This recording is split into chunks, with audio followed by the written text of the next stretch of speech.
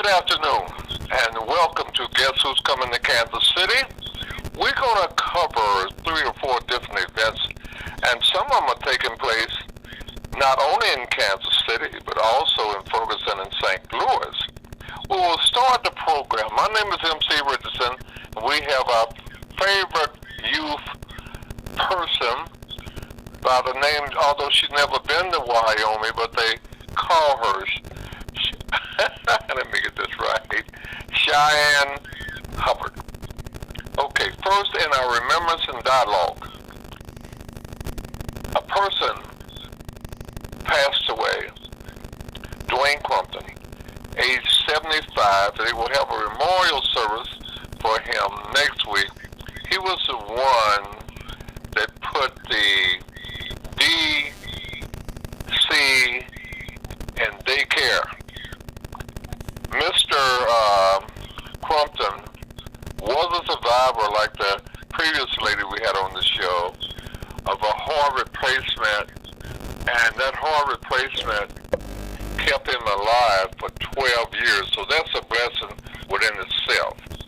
Now, today I told you we'll talk about several different things, and not only that happened in Kansas City, but it happened in St. Louis. Actually, we're talking about Juneteenth, where both Kansas City and St. Louis have declared this as national holidays for, I guess, this month. It started in Comanche Crossing outside of Galveston, Texas, June 19, 1865. That was their emancipation. Well, I don't know what name they called them then. It could have been Negroes, it could have been blacks, it could have been former slaves, but they opened the beaches to Galveston, where the favorite treat menu was ribs and we would think strawberry pop. It's a red soda water. And then the same thing with Mr. Fowlkes. It's not his fault. He lives in Ferguson and St. Louis, but they do the same thing in St. Louis. So we're going to cover that plus some other subjects. So first, people, you are listening to the new person that they tell me have a beautiful Facebook along with other things. I'm from Missouri. She has to show me, but tell them something about yourself, Shy. And then, before she run off and get her cake and ice cream, she got a birthday coming up Wednesday, so we'll talk about that. So, Cheyenne, you got the floor. And then Al will start talking about what they do in St. Louis as far as Juneteenth is concerned. Well, hello, everyone. My name is Cheyenne Hubbard. I am a Gen I'm young, is what I'm trying to say. And I really love Black history in general. And it is so amazing to see that Juneteenth is being celebrated across the country nowadays. Because before it was just typically celebrated in small pockets within the Black community. But now we're even doing stuff in Kansas City. They've been doing Juneteenth for at least 40 years in Kansas City, Kansas. No, Kansas City, Missouri, sorry. Kansas City, Kansas, too, and Olathe.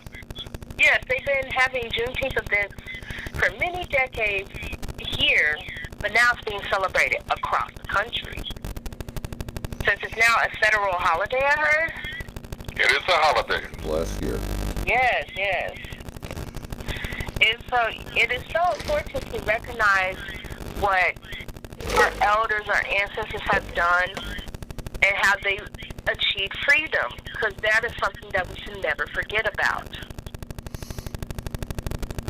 Well, you've mentioned, and this is a good topic, but officially in the smaller towns like in Missouri, Clinton and what have you, their Emancipation Proclamation is August the 4th. So our come in and bring us up to date on the other part of the show me state about what's happening there and what you guys do. Well, MC, we're doing quite a few things in here in St. Louis. So celebrate Juneteenth, but one of the things that we're doing here is that we have like almost, I guess, 85 small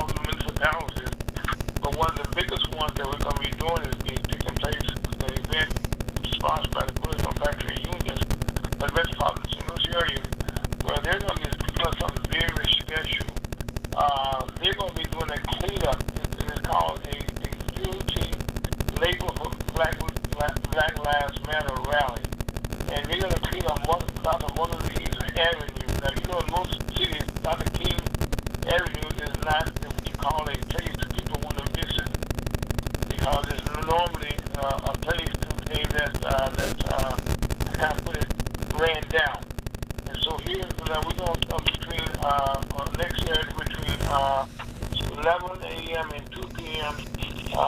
They're going to be a rally going up and down Dr. Martin King Holiday where they're going to be leading up the speech for that. And they're going to have some celebration going. We have planned a Right Side St. Louis, which is an organization that can provide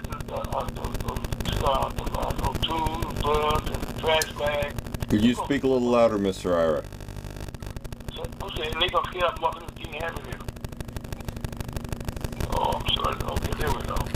I turned the telephone up a little bit there since I plugged my headset in again. So this is going to be going on in St. Louis, and it's something different for the first time, and we are already excited about this. You know, we talk about Juneteenth celebration. There's so much that's happening in St. Louis. The St. Louis blues. We all know about the St. Louis woman who got a rise, wears a diamond ring. But on the same token, what you guys doing there, and we got some tender ears. Our host, Miss Hubbard, that she might not say it, and we don't have the cake or ice cream right before us, but she will turn a whole 22 years old this Wednesday, the 15th.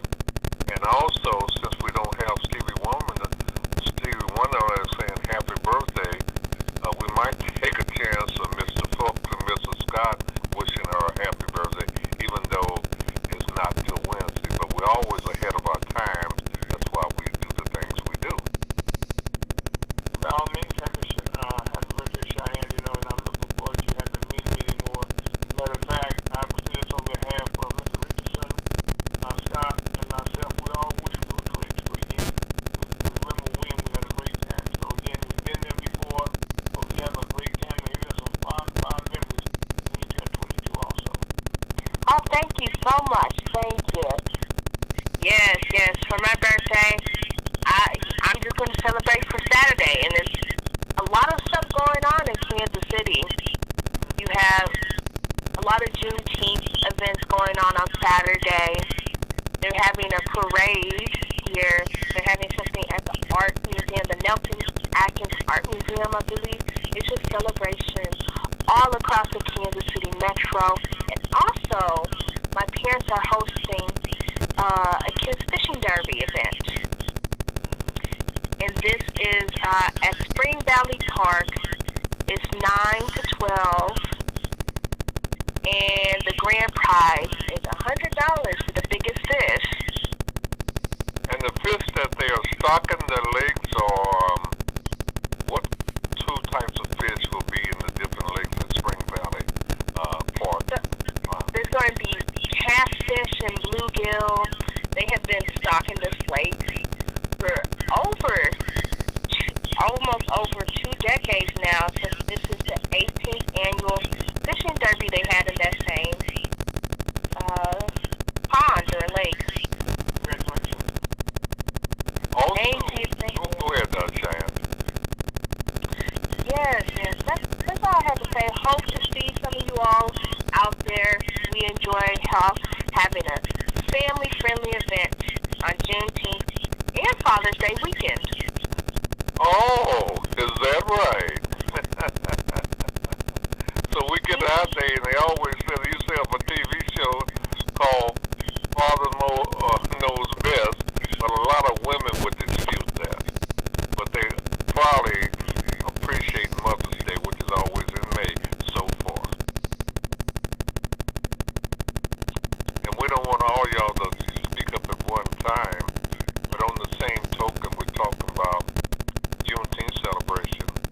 We're talking about the annual fishing derby, and the ages they target them is from 6 to 14 years old, okay? Plus they parents. Oh, 4 to 16. Oh, yeah? It made a little earlier, okay. And you can pre-register at urbankidsfish.com, or you can Google it. It should show up. But also, on that same deal, we have a lot of situations, whereas our and Scott probably can understand this, a lot of people, when they went fishing, they went net fishing. So, but a lot of them have been sneaking into the place for the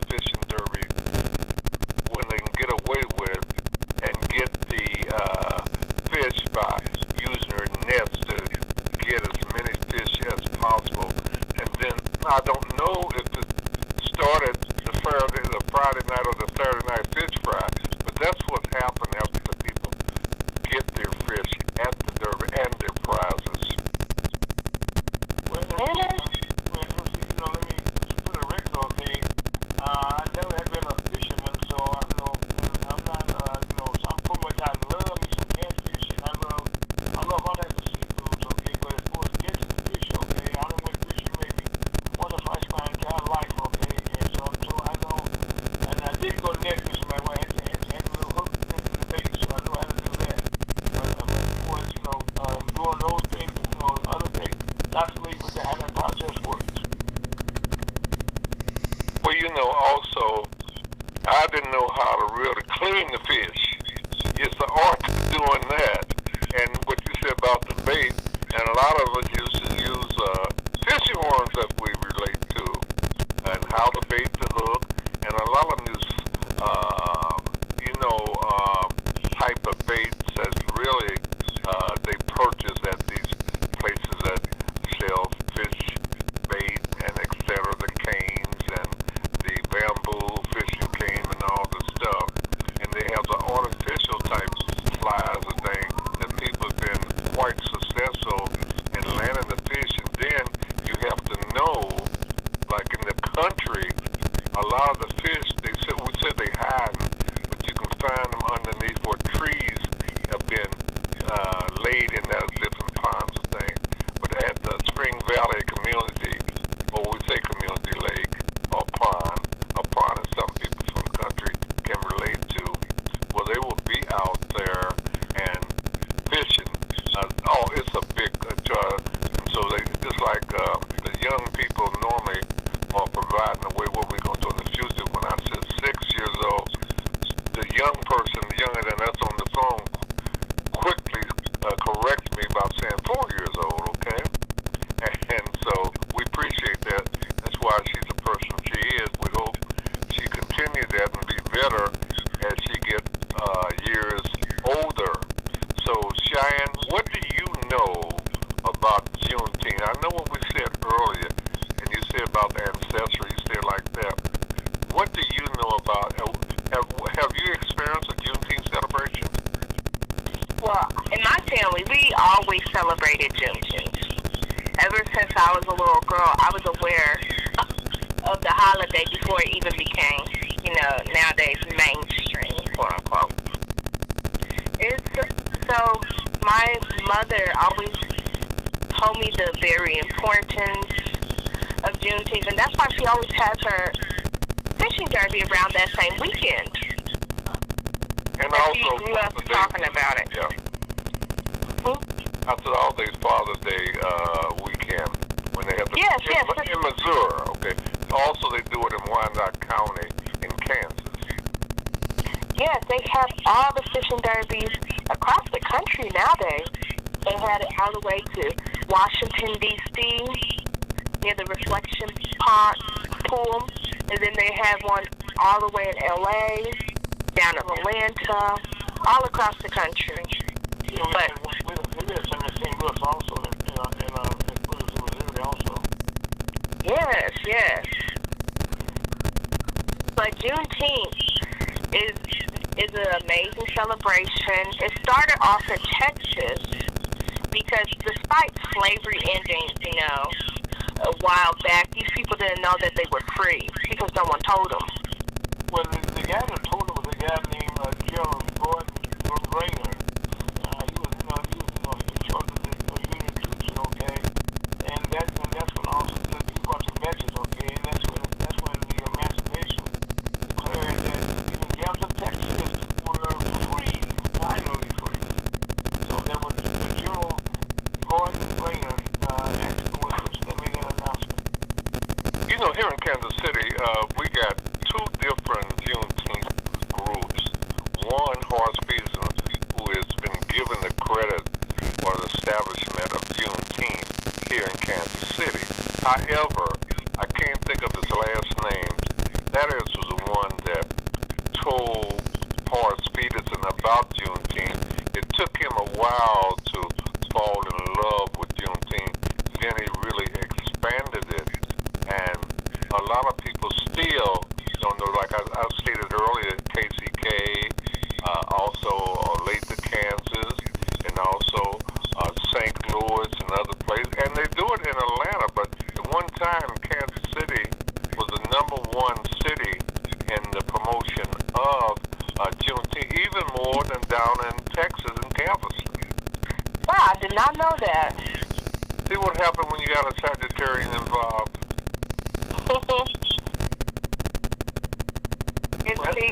Go ahead. It's important, I feel like, for the younger generation to see this holiday, to recognize what it is. You know, our engineer, what do you know about Juneteenth celebration that you didn't learn from our? Everything I've learned, everything that I know about Juneteenth, I've learned from Ira. It's something that I think should have come a long time ago. So you get yourself off the hook real quick. You did that fast. Yes, I did. But no, I'm very grateful to Mr. Ira Fowlkes for teaching me about the importance of Juneteenth, because I'm glad that it actually happened, and it should have happened earlier. Of course, you should have been notified a lot earlier than June from the time the proclamation came. Yeah, you know, as a matter of fact, Emancipation Day was celebrated in Missouri, okay? It was celebrated for the first time, I was recognized, I should say, in 2003. So really, you know, it's been around the city for a little while. You know, as a matter of fact, last year, Scott and I and Rev were at the Juneteenth celebration in Rev Thompson Neighbors, when we celebrated that last year, okay? And we had a very good time. Was it last year, Rev? Scott was here before. Stand by, let me look at the website. Yeah, because I know we were there, okay, and it was a beautiful, beautiful day. Matter of fact, all over St. Louis County, okay, we have a Juneteenth celebration going on, you know what I mean? So that's why I said it was officially recognized in the state of Missouri in 2003. That's one of the two things that Missouri was not always the last one that gets up and done. Yeah, it was 19 June 2021 when we attended the Juneteenth celebration. It was last year. We had a great time. We had a little small tent area there. We had all the county officials, man. We had a whole lot of the congresswoman was there. We had a great time. You can find pictures of the event on the Ferguson USA Hot Talk Radio webpage under the Lunch with the Missouri Black Chamber of Commerce podcast library. I think that also the young lady who will be the whole 22 this Wednesday, she has a Facebook, and I was going to ask her. First, I'm going to try to wait till the closing end of the show, but I would appreciate Miss Cheyenne doing some on what you do as a veteran, like a feature, also the engineer, if she can find it in her busy schedule. Put it on Facebook and other things she's involved in. Now, also, Cheyenne, I'd like to know, what do you know about Emancipation Proclamation, and what does it mean to you? Well, the Emancipation Proclamation, what was very interesting about that is that it didn't, per se, from what I learned, it didn't, per se, free the slaves in the South until the Civil War was over. And so people across the country were getting free at different times. I know that my ancestors got freed from slavery in late July. Okay. In 1865. Okay. That's when it came to Missouri. Well, we were, matter of fact, we were the last state in the Union. Excuse me. Missouri was, and that was in 1865. Yes. And so... January 11th, which was my birthday, by the way. Oh, okay. Yeah, and so in different areas, people were getting freed at different times. Why this one is so special is because, like, all across the country, people used to celebrate their freedom, basically. This is their version of, you know, the 4th of July. And so they had a major celebration all through Texas. And as people immigrated and moved throughout the country, the celebration spread. And so I think it's very important to learn about this stuff because, you know, they really just do not teach some of this stuff in school at all. Oh, no. Matter of fact, here in the St. Louis area, I recall, at least about as long as over 27 years ago, that the blacks, you know, well, in those days, and she relates to this, when the one would have died, she could okay, the one would, you know, they called hippies and stuff, we would always get together and celebrate Juneteenth, even before, you know, there was even talked about, even before 2003, okay, so we were celebrating Juneteenth because we get together for sport, you know, different forms in the black community, and, you know, and we had that. Matter of fact, this year we're going to have a Juneteenth celebration, you know, starting all week, matter of fact, here in St. Louis, starting today, matter of fact, they're going to have a Juneteenth celebration in Selma, and that starts today at 5 to 10. Okay, they're going to have that there going on. And also on Thursday at the Missouri History Museum, we're going to have a Juneteenth going on there, where we have some keynote speakers and stuff there, okay, about the history of it. And then in the Bill neighborhood, in Tangy, which is in the old black community, the high school and the Bill neighborhood there, we're going to have one there in Tangy Center, and that's all day next Saturday. And they're going to have rides for you also, and then begin that morning at 10 a.m. And that's a good time over there. You know, this whole neighborhood there, I get a lot of things there. And also on Grand Avenue, we're going to have one on 18th, also be a walk with democracy and justice. This is going to be forced forth on Cricket Avenue, and then in Old North St. Louis, they're going to have one, from 12 to 2 p.m. And this is going to be in Old North St. Louis, and that'll be starting at noon from 8 to 38. And then we're going to have we're going to actually hear, sponsored by the hospital, BJC Hospital, a Juneteenth annual fitness celebration. And that'll take place on Duncan Point over at the hospital, and that's supposed to be 8 to 12. And then we'll have a family day celebration in the Grand Center neighborhood, and that's been sponsored by, like Grand Center, that's about my office located for the chamber office located at in Grand Center. And we have one there, and that starts from 12 to 3. And then this is real good in the Fairground neighborhood, where my old neighborhood there, and where we are part of this one for many years, called the June 19th Freedom Stone Celebration. That's in Fairground Park. That's in Grand and Natural Bridge in the area there, and that goes from 1 to 7 p.m. And then in Delwood, which is not next to the Ferguson, we have one starting there. They're going to have a parade also going to take place here in Delwood, and this is called Juneteenth Parade and Celebration. And then last but not least, we're going to have June 19th, 20, and this, I like this one, this is 63121 zip code. You gotta love that one. And that's also be going on. So this is going to be like a week of celebrations that not just one day, we're going to be celebrating Juneteenth, but this still goes on, you know, all the week. Matter of fact, on the, we have one on the 17th of June. And also we have a leadership conference that's going to be taking place in the neighborhood fellows, they should call it. They're going to have theirs also. And then this is one, something that people should go out and get involved with. So there's activities all during the week. I just mentioned the one that goes back to these unions. This one is very interesting. All these unions are getting together there. Mr. Fowlkes, when did you start celebrating Juneteenth? Oh my God. I celebrated, started maybe over 25 years ago. Because in another lifetime, we had a radio station that we had, and we did things. And this was back in the late 70s and early 80s. We actually got started with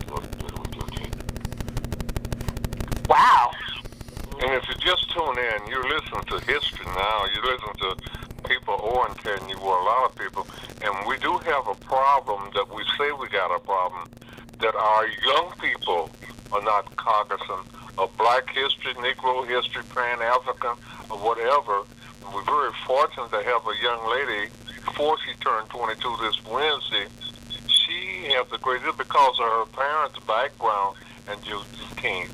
And the establishment of the Black Oils Life, her grandfather, Carl Price Sr., met with Horace Peterson about the Black Archives, which we have two distinctions of the Black Archives. We have the Black Archives of Mid-America, that's here, and we have Horace Peterson, who has been given credit for Juneteenth in Kansas City, Missouri.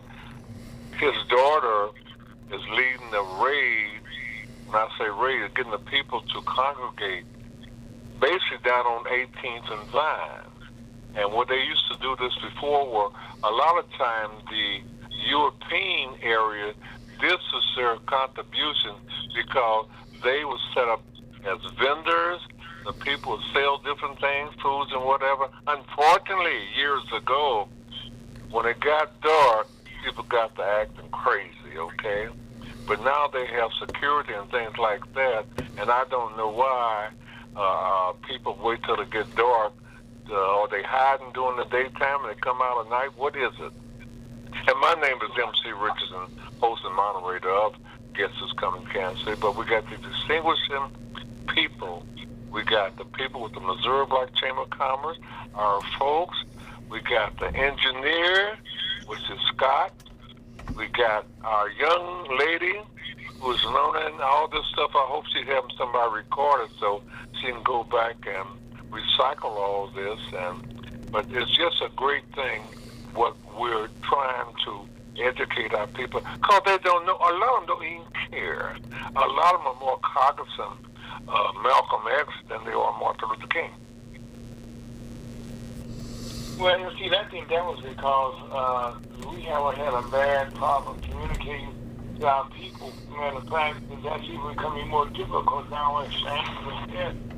A lot of states right now are starting to take books out of schools now that talk about Black history.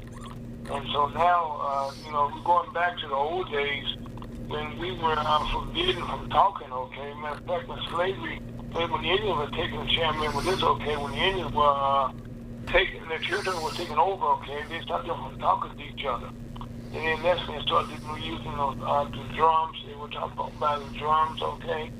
And then also, if you was out in the field, they would also have different songs they would think about on hymns and stuff.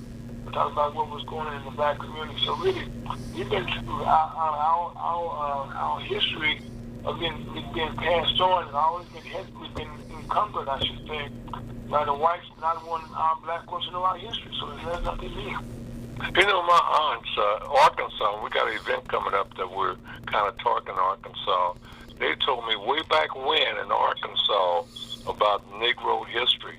Then here in Kansas City, I know Lincoln Junior College, they taught Negro or Black history, but a lot of times, they didn't, just like you said earlier, even the books, they didn't even teach. Now the people are demanding that they said Black history is part of American history. But you got a lot of people that go ahead and anybody can step in now. You have an opportunity. It is a part of American history. It shouldn't be forgotten. Yeah, Scott, I can hear you, Scott. I said it is a part of American history, and it shouldn't be forgotten. Yeah. Matter of fact, one of the things you talk about Black history, all of your major universities, like if you go to Washington, D.C., and you ever go there, it's a place you will never forget because the traffic there is the traffic pattern is so laid out the way the city is laid out. And that was designed by a Black man, the Washington, D.C. was. And also, most of the capital itself was built by black slaves, people in slavery. And so was most state capitals in the South during the day. Because that's the book that came out many years ago called Black Labor, White Wealth. And that was because our entire country was built on the backs of slaves. And that, the cotton, before they had cotton machines and stuff like that, there were blacks out there in the slaves. Matter of fact, my mother's family, they was on the plantation picking cotton. So but that history like that is not even real history. But that is being talked about, allowed to be talked about. Yeah, as a young person who just came out of public high school, I can tell you for a fact that they are not teaching any of that. Like, I think the most that we were learned, like what we were supposed to learn, was about civil rights and Martin Luther King. Like, that's the basic amount that they ever talked about. I can't. You know what I'm saying? And Dr. King only came about in the 60s, in the 50s and stuff. When he came along, but right now that makes it seem as though we didn't even live before then. Like also we just put up the sky. Yeah, because there's no type of history about like the Reconstruction era or a history of how how my family ended up in Kansas. There's a great migration. There was any information about that. Like when they start talking about the civil rights movement has been going on much longer than the 1960s. It is crazy because we were only talked about the 1960s at the most. And then after that, there's no type of other history. I was taught more about like French history than Black American history. Yeah. Matter of fact, it's kind of funny, Cheyenne, that you would mention that. Okay, in the first World War I, my father fought in World War I, and the blacks who fought then were not allowed to fight around the country, around the world, under the United States flag. He had to fight under the French flag, which was kind of embarrassing to say that. That as much as we Americans, and when they came home, they couldn't even wear their uniforms. But they had fought successfully. And then we talk about the Kentucky Airmen, what they did, down there, and with them. Well, not only did they have an airman down there, but they were known, for their success in flying, the bomber missions and stuff. They were not shot down. So they served very, very, very, very, nobly in also all of our wars. And even the Civil War, okay, we had blacks fighting on the Confederate side, as well also on the north side. North and south. So people know where the Civil War was between the north and the south. So we had blacks involved both those wars. You know what's crazy? Thinking about my education, we weren't really taught about the Civil War either. Like, we were taught about the Revolutionary War, the War of 1812, the Mexican-American War, but like the Civil War was like, okay, this is what it was about, state rights, aka slavery, and it was really not told correctly, right? And what was crazy is the school I went to was a historical black school. Sumner High School is a historical black school. It's Sumner Academy now. But you may want something else, something here in St. Louis also, which they tried to close down, by the way, yes. And it's crazy because this school I went to is I'm the fifth generation to go to that school. So my whole family went there. And them not teaching about black history, even local black history, is a shame. The reason that is, okay, let's break down history, where we're talking about history. The Board of Education are the ones that decide what books that are used in all of our schools. And only until recently, okay, have we been able to get some blacks on the Board of Education. But right now, most of the Board of Education right now is being taken over by whites again. And that's why now you're starting to see so many of the different cities, countries, states, I should say, So right now, for being black, it can be taught, and which is really unfair. You know why, Cheyenne? People like that's you came from Florida right now. In the next 2 years, and you left Florida and went to school someplace in another state, they wouldn't have the slightest idea about black history. You know, what even happened in Florida. Because they refused to, they had that whole state. You know, with no black books about history, men taught. And I'm saying, so to me personally, as a black man, you actually cheating not just the white people trying to keep you from okay. You're disenfranchising, your community. Mhm. Because you want to be smart. Yeah, and I feel like, as people who are elders in the black community, they should tell their story to their grandchildren, to their children, because a lot of that is definitely just not passed down. Because recently I was talking to my grandparents, and they were just telling me what they had to go through in high school, living through segregation. I was like, it just blew my mind because, it seems so long ago, but I'm sitting here eating with my grandparents, in a restaurant. They're like, oh yeah, blah blah blah. I'm like, that's just crazy that you went through that, and it's not that long ago. Cheyenne, right down. You talking to MC and our folks, and we both lived through those times, okay, where we couldn't go into white restaurants. Matter of fact, down south, you couldn't go into the white restaurant. As a matter of fact, when I went to the movies, okay, we went to the colored movies, as they call them. Right, MC? That's right. And a lot of the time they had you, because they had a balcony, they had you upstairs. The other people downstairs. Now, we had no problem because we was doing stuff downstairs.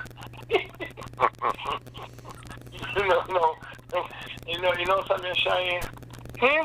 When you move to the color side, the movie, okay, you normally, in Vicksburg, okay, from down there, you had your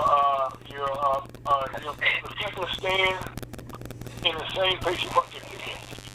Now, in the front part of the movie, when you came in the front door, they had a big, display case where you get all your food and popcorn and stuff. But we had a little small person who was selling the tickets to us and also, selling us our popcorn or eating our candy bars. All in a little small window, okay? They went up to the balcony. Well, even the restaurants, I remember here in Kansas City where people used to go down to the restaurant, and I guess we had a fad of eating hot dogs, okay? A lot of times you have to go to the back door on the sideline, even with movies, when the people travel, especially the Negro baseball teams, when they travel, they could not go in there and just sit at the restaurant. They had boycotts, and I think the Kansas City Monarchs, who was a historical baseball team here that won their first deal in 1924, they are also now international. People just want to know about Negro history, and a lot of people have to pass as Negro. We're talking about the Cubans. We're talking about the people from Latin America. And today, a lot of you have more Latinos and more people from Salvador and more people from what's his name? Perez and all of them are from. And they live, and they got more of them in the major leagues, not football and maybe not basketball, but baseball, than they have what we consider. We've been going through so many things: colored, Negro, Pan-African, and whatever, and black, and what have you. And a lot of us thought it was a shame if we even mentioned that. But we used to have our parents and grandparents tell us those bedtime stories, or we have the storytellers to bring us up to date. But it's just like what Cheyenne is saying, they wouldn't even cognizant on what's going on, or really, unless they have been taught or they studied, don't believe all the crime and punishment and cruelty we've gone through. So as a matter of fact, MC, as you know, when I first started out, okay, I was called in the school system. We were called Negroes. Okay, and then we went from Negroes to colored people. You know, and then we went from colored people to African Americans. They so called. Tell your dog we'll include him that we got a show going on. Well, Mr. Bubbles always, Scott already knows, well, Shine already knows Mr. Bubbles is always going to be involved with the show. Oh, yeah. And so he just being Mr. Bubbles, okay? But and all that, and you know, it was always funny, okay, that all the times, you know, we had separate, you know, high schools. We had, you know, separate, you know, everything that was done was separated. And, you know, and it was really kind of unfair to the white kids also, because they always want to come on outside of town. You know, when we don't want to go on the side of town, they always want to come on outside of town. Well, you was talking about the separation, but if you're going to put even a water fountain, they have for whites only, blacks, this, that, and other. But Cheyenne, based on what you've been taught, what they have to, because your parents keep you up to date, a lot of people, and then the white folks or Europeans, that they didn't want Cheyenne, they didn't want any of black folks or ancestry to read or write. And they would plan 50 years at a time ahead. That's why people haven't been that successful, because they couldn't read or write, because they didn't teach them that. You know, you see, you just mentioned something. Okay, I told the story on my show many times. Okay, when I was a little kid down south, you know, I got my little after school job, and it was working in that, I think it was called like a Kresge's in those days. You remember what those were? And so at Kresge's, in the evening time, my job was come in this, you know, sweep the floor. That's all I did, you know, kind of sit, you know, straight up the floor, stuff like that. And in Kresge's, okay, they had water fountains, and they had colored water fountain and white water fountain. The first thing I did was my first day on the job, okay, I couldn't hardly wait for the whole store to clean out. You know, I walked around the store, make sure it was all by myself. You know what I did, Cheyenne? I went to the water fountain and tasted the white water, see if it tasted any different. It was a lot better, wasn't it? Well, you said one person. It was the same.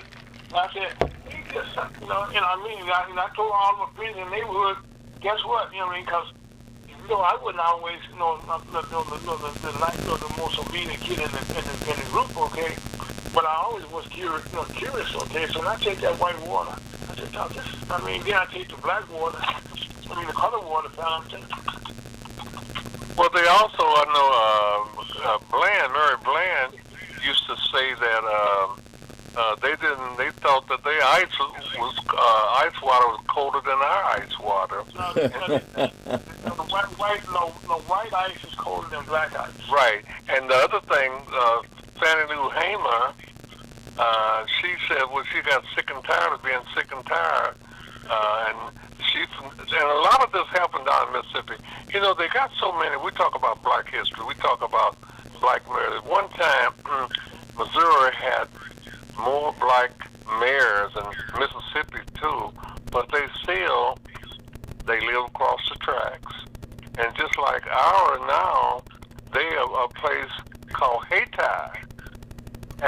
But still, whites control the land. Even we go through the Second Amendment. But while I got this opportunity, have you guys been paying attention to what happened on January the 6th? On CBS had 2 or 3 hours of people talking about that. People, what Trump was trying to take over. Did y'all get a chance to know anything about what took place last week? And it's still taking place. Well, I enjoyed it. Matter of fact, I'm a history buff, and I kind of compared it with what happened with Watergate, which was, you know, when Richard Nixon was president, and compared to 2.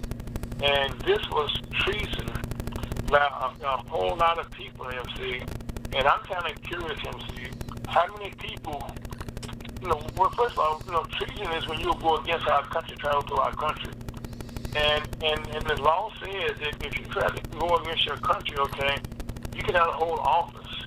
So I'm kind of curious, okay, to see how many people going to be unmasked. And he told the story with President Washington, President Trump, his title still is, trying to do all he could to stay in power. And how planned this was, it was well orchestrated. That's the point that blew my mind. How orchestrated it was, Well, true. Go ahead. I was going to say, before you start talking, Shia, we was going to ask you, at your young, tender age, what are your thoughts about what has taken place here in these United States? And a lot of it come from over Europe, we say the Queen of England and what have you. And what's crazy about that whole thing was, like, I'm not shocked by how well planned it was. Like, since it happened, I was like, okay, this is real crazy. That these people, the craziest thing about this was that these people stormed the Capitol and walked out like nothing happened. Oh, yeah. Yeah, and that's what got me was how they were walking out of the police, they were waiting at them. And they were black folks, we wouldn't have got in. It was black people in there. But, like, the craziest, and I'm not shocked by how well planned it is, because if you go on social media, you have all these different people at your fingertips. These people are probably communicating this for who knows how long. I bet you money that people were absolutely reporting them, but no one took them seriously. Mm-hmm. Because I have seen those type of people on, social media. Like, okay, whatever. And you hear some of these crazy conspiracy theories about how John F. Kennedy, I think, Jr. is alive and he's going to run with Trump. This is crazy stuff on the internet. And some of these people absolutely believe that. And, I just feel like since they did not arrest anyone immediately, there's so many more people who are emboldened by January 6th. And that's what concerns me the most, is how emboldened these people are. Because what's going to happen next? I'm glad you mentioned that, okay? Right now, okay, they have charged 825 people so far. Just, there was no people involved. They have let's see here, 305 who are pleaded guilty. 80 have been sentenced to prison, and let me see, 90 have been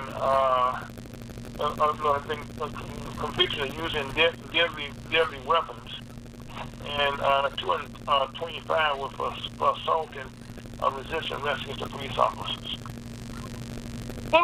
And women, and they're still arresting people. Like just the other day, a guy running for governor in Michigan, okay, he just got arrested. And that's why I said I'm just watching to see how many people, okay, who are running for office now in different positions will be charged, arrested or charged, because by law, which this law passed before after the Civil War, if you fought against the United States, okay, you could not serve in Congress. That's what the law says. And that's why so many, and you want to hear it, they said, what God means, how many people, congressmen who would apply for pardons, because they knew they were guilty. And I'm just kind of curious how long the Republican Party is going to keep their mouth shut, but nothing ever happened. Mm-hmm. And see, what I honestly think is going to happen is that, people are going to just tell on each other because they're scared. Like, absolutely. But the craziest thing, these people, January 6th happened 2 years ago, right? Yeah. 2021. Yeah, 2021. Oh, okay, yeah. Almost 2 years ago. But, like, how crazy the world is right now. Some people are really paying attention to this, but people are more focused about, gas and other stuff right now. From what I could tell from, like, just talking to other people around my age, it's like the things that they bring up, this isn't as important as other stuff per se. This is like, okay, America has been absolutely crazy, like since I guess 2020, even earlier before maybe 2016. But every day is something new. It's like, dang, that happened. Over there, that happened. Okay. It was like as though we were living in two different worlds. One of the things that President Trump did was create the word fake news, okay?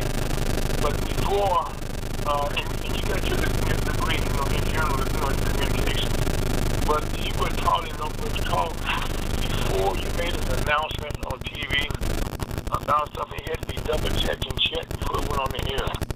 Oh yeah, Oh yeah, and like media ethics had just been thrown out in like a lot of places. It's just mind blowing to see, and I wonder how this is all going to end, because even though if these people get arrested, right, that mindset is still kicking through. 100%. Because if you ever just read through social media, it's like, this is crazy. It's unbelievable when you read in fact, what gets me, Cheyenne, and MC, is how these people, who are supposed to be smart people, okay, smart people, still don't believe in history, the facts, when they see them. Yeah, these people don't believe that, like, he lost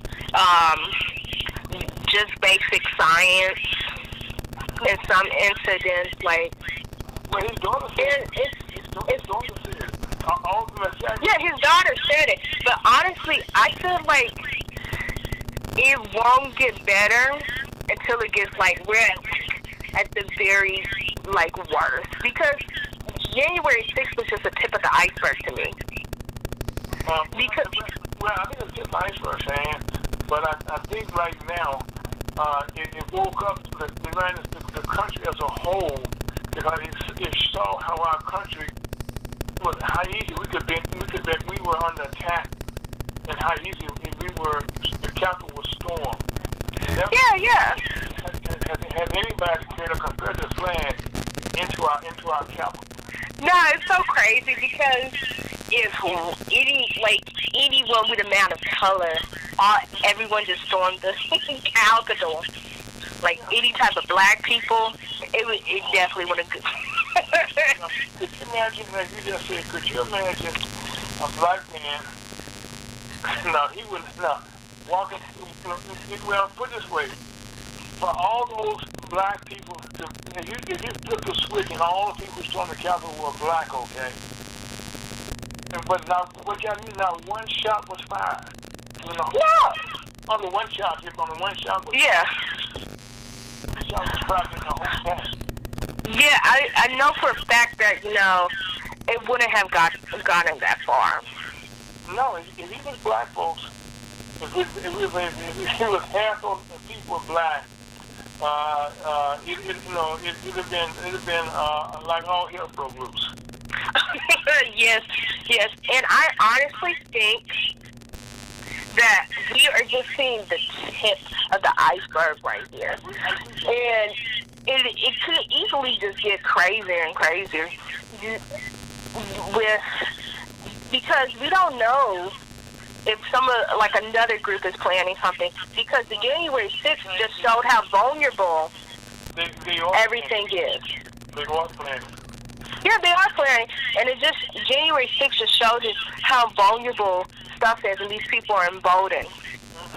So one of the things, okay, that the FBI, all the agents said, that the most thing that threaten our country the most, okay, is terrorism in the United States, not from out the country. No, I believe that. I 100% believe that, because you see all this terrorism acts happening, like that guy who shot up those black people in Buffalo, and then you have those poor kids who died. Those people are terrorists. Yeah, they are. Who are just, Yeah, they are. and so you're going to have, because honestly what's crazy is what I'm worried about, especially with, Juneteenth being so promoted this year. What I'm really worried about is, like, if this racist guy is going to be emboldened, if racist people are going to be emboldened. That's one of my small fears. Well, Shane, I agree with you, because right now, since that's something that we're going to be celebrating as blacks, I'm quite sure, that and the reason, okay, that Juneteenth was kept a secret, because black folks knew that they would be attacked by the white people in some cases, okay, on these events. And so that's one reason, okay, why we have had, the secrecy. Sometimes we would have the events, because it wasn't as colorful right now. Before Dr. King had this holiday done, that black folks could come out and have celebrations. But ladies and gentlemen, we, just like each and every week, we come into the end of the show, and we want the people to acknowledge, we want to talk about the fishing derby that's going to take place next Saturday, and a special invitation for people in St. Louis. If you come here and you think you can catch some fish, bring you some hot ice and make sure you have it secure. And I think some people might even want to fry their fish, because everybody should be cognizant of a Saturday night fish fry. You bring your own soda pop and all that, but they're going to have all that in vendors. Where's the place going to be, Cheyenne? At Spring Valley Park. It's right off of 27th in Brooklyn. And that's where the prices, a lot of them, after I said they ran them out of Topeka, they grew up on 27th and Garfield. That's right across from the park. And also, they're going to be going, I don't know, I already probably know when they're going to have it in St. Louis, but it could be a vacation, and it's a good way to start off Father's Day, which is Sunday. Yes. Celebration. Okay. Celebration. Matter of fact, Father's Day is just ironic, okay, that those two are so closely together. Because, again, the father is the leader of the family, and it's honoring right now, our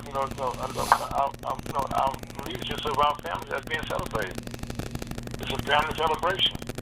Well, that's going to about wrap us up for today's show, and next Saturday we're supposed to have the people from Freedom Incorporated celebrating their 60th anniversary, and it's right on the eve of Father's Day. And ladies, family members, treat the fathers like y'all treated Mother's Day, so we can get some gifts and things like Mother's Day. And this is MC Richardson telling that in September 16th and 17th, we're going to have the United Minority Media Association Midwest Regional Conference. Also a special salute to family members who will be coming to Kansas City as a family reunion, and also people in St. Louis. Is that another all around? A lot of people migrated when they left Arkansas, Louisiana, and Texas. They went to St. Louis, they went to Wichita, and they went to Kansas City. But wherever you live, always tune in to Ferguson, USA, HotTalkRadio.com, and tell them quickly, Mr. Folks, what time your show come on, and you feature, this used to be young girl, but now she'll be 22 on Wednesday. I know she's happy, I'm glad she took off to be on this show today. And you know how kids, they get so emphatic about their birthday, they want to celebrate for a month. Well, MC, right now, she's supposed to be the guest that's coming Saturday, okay? But I know the guest host, I know she will not be, because she's going to be a busy camper all day, so I'm going to forgive her in advance. So, Cheyenne, but happy birthday to you in advance. And love you so much. Thank you. Happy birthday to you. Happy birthday to you. Happy birthday, dear Cheyenne. Happy birthday to you. Hey, Howard, don't you have to have special permission to sing on the show? No, actually, that's been turned over. We don't need that special permission anymore. Okay. Oh, is that right? That's correct. Turner Broadcasting got that, well, actually, it was removed by the courts. Turner Broadcasting lost that. So we can play music now? You can play a birthday song. Oh, birthday song, okay. Yeah, but anything else now. No. The other MC, no, the audience is, no, they have to give up on that. No. No. So since it's your day, Cheyenne, what do you have to say in this closing remark? I want everyone to have a great weekend. Be safe, be kind, have much joy in your heart, and good luck. Wear your face mask, please. Yeah, be clean, You wear your face mask. be well, and be safe. Be safe. Love you guys. Life is good. Thank you very much, and that's all.